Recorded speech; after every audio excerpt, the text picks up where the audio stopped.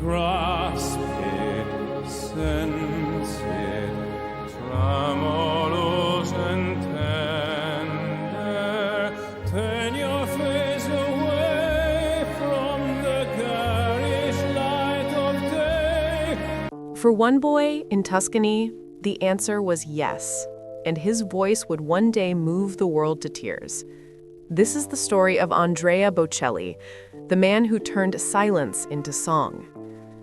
Andrea Bocelli was born in 1958 in the heart of the Tuscan countryside, a place of sunlight, vineyards, and gentle hills.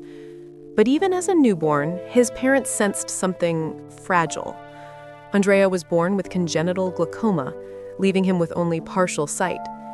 His mother discovered that music calmed him like nothing else. Whenever she played the old records of Caruso or Gili, the crying stopped. He would simply listen, still and content. By age 5, Andrea could identify almost every opera singer by ear. He taught himself piano, flute, and saxophone.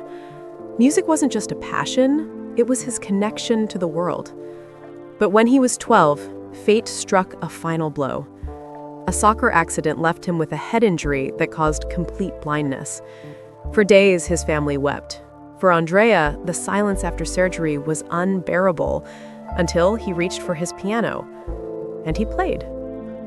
He studied law at Pisa University, even became a practicing attorney. But his evenings were filled with song, performing in small clubs, earning enough to pay for singing lessons. His voice was too powerful to stay hidden for long.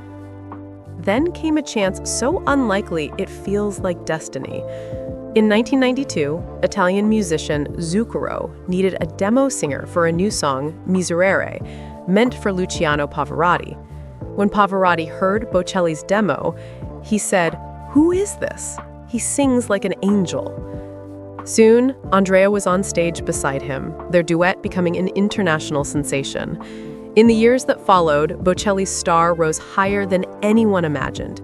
He won the Sanremo Festival, released his debut album, and then the song that would define him, Time to Say Goodbye, a duet with Sarah Brightman. It sold millions. The world stood still when that voice filled the air. Andrea brought opera into homes that had never heard it before. He became a bridge between classical and popular music, recording with Celine Dion on The Prayer, and performing for audiences from Rome to New York Central Park.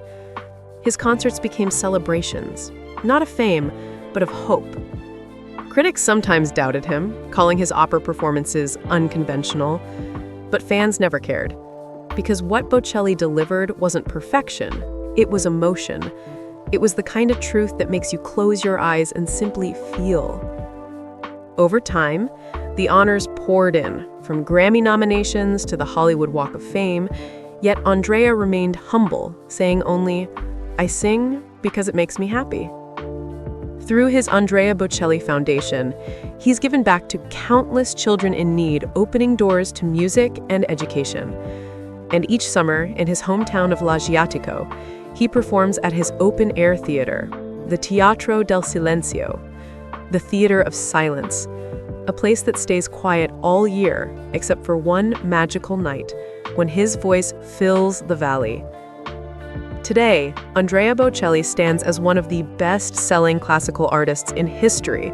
He's performed for kings, presidents, and millions of everyday people who found comfort in his songs. From blindness came brilliance, from silence came sound, and from a small Tuscan village came a voice that conquered darkness.